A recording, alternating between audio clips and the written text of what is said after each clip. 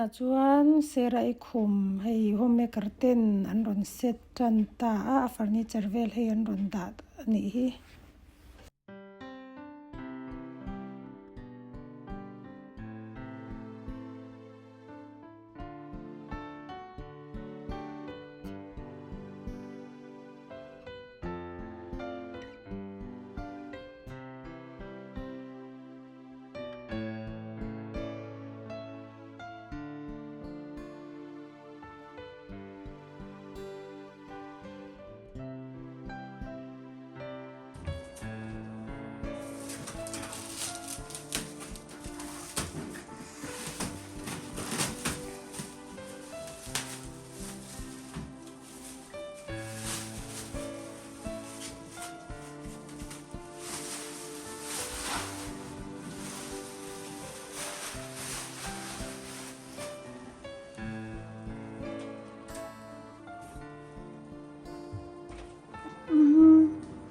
Hele lavata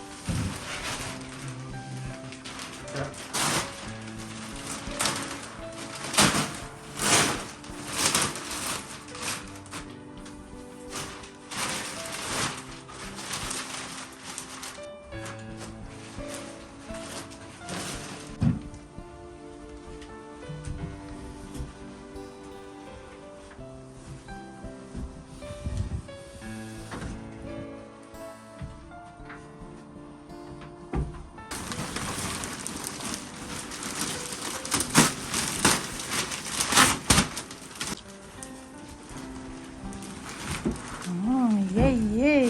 van moi ve tuna chuan parda zartat dawnang parda zartang han tan ila ti chuanin parda hi avar adwa chuwang chuan avar kan man sak don ani parda var le a hring duk deuh ka mix don ani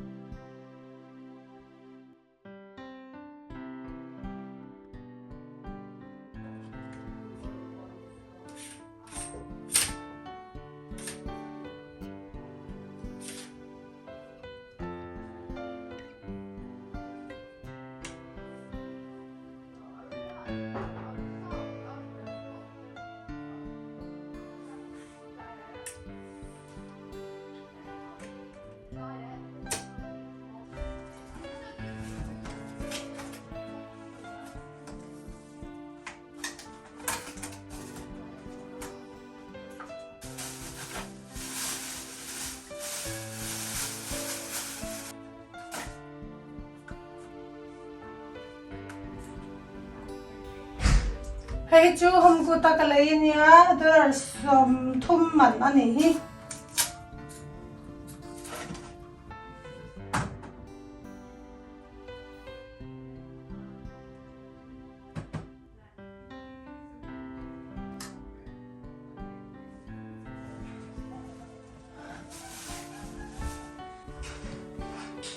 chuanin hei apa in he ta bang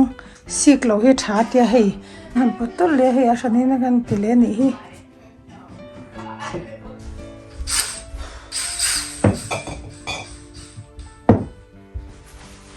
chuanin hei hi hring le var hi ran kan ta ve nge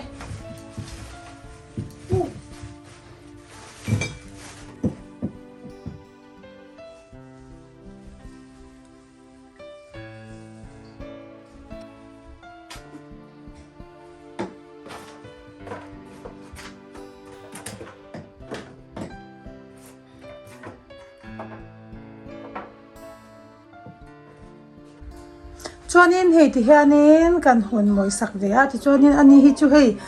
I athil man a cream man ve lotion te hi avun hi sensitive lu to ka wang hianin I doctor recommend chau hi amang thaya hei tiang ho hi da ve dul la ma tok te in hei ti hianin kan da sak ve a hei ani hi chu tiang ho chau hi a man hi ngai wangin chuatuna chana khum kan pha ve le to nge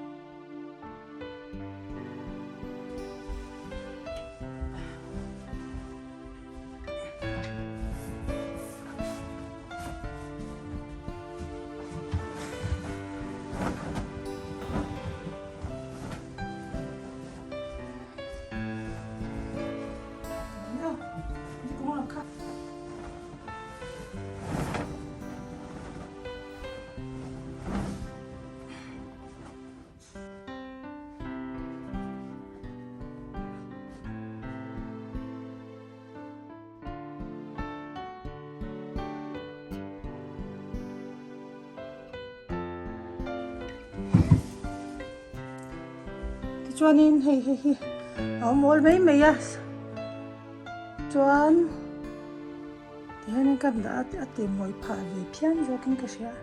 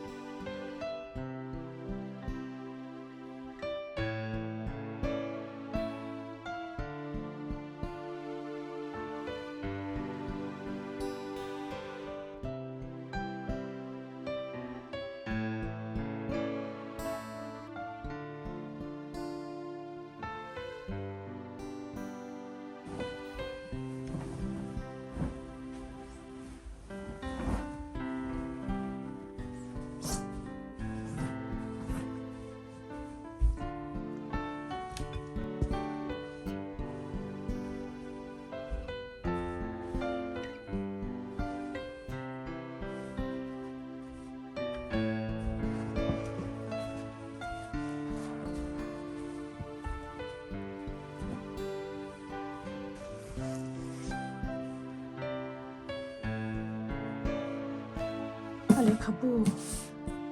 ho te hi tiam nam se chuan ani mai hetilai or hi hei bol a bol vom na do bok thing sia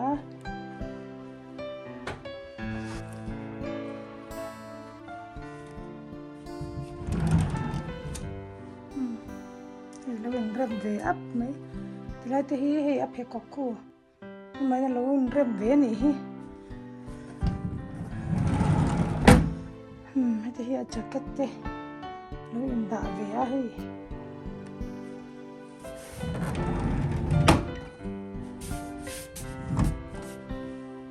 chuanin hei kan fanu upa ber room chu hianin ani sera rapui room thar chu ani hianin hei bang asing ani wangin bang asing ani wangin hianin asing ka lampang nen vek hianin kan mang asing ka lampang vek kan mang ve nei hi ti chuanin hei pillow so decoration pillow so chu target me aman tlom ber so kalaya ti chuanin sa te si ma hi kalai vak lowa tila hi tila mi hi hum ko ta mi kalaya ani mai ti lo chua ole hei ti tu na chuan hei kalo zo felta a sera I room hi hei môi ati nghe cả bấy sấy khóc mấy tại vì anh ale khabu na kina alam kan leanga ha alam turte kan le hong leng chu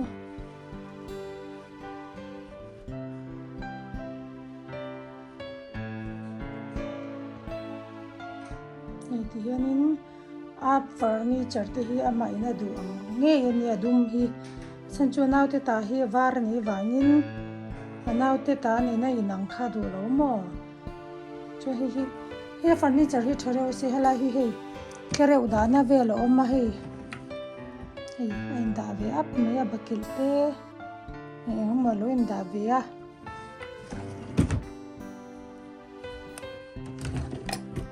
hey chi te nu chuna atlere wa du ve ko mai ti hanin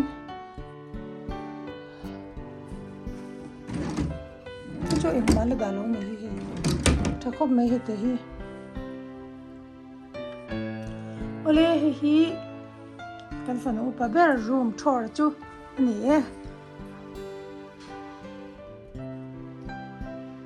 lain chu tui takin amut karing ni moi ti ve ngai po karing ti chuanin hei han surprise han ti vak kan tum tak chuan ya maro chu anh ti eng lo ve tu mo ti me ang hei maro chu hei adu vak lawa ma hianin alan kha ve tlat me na chawangin eng ho ni se chirpoi lu tuk le in lem lawa aduna te in za sak ton he tha ka tia chawang chuanin ani hi chu ti hianin kan surprise ani meya ama ina du huna aron bu tanga lan vak adu box si lawa chawang chuan han kan don te han in nei poi mo ton hi thuai na te po ne boka chawang chuan ani chu karoi aron lang don talowa kan ron in surprise lang viau don talo ani ole ka dong kha sera I room tour chu ani a video te min lo en sak tu te chunga kalom tu ke bye bye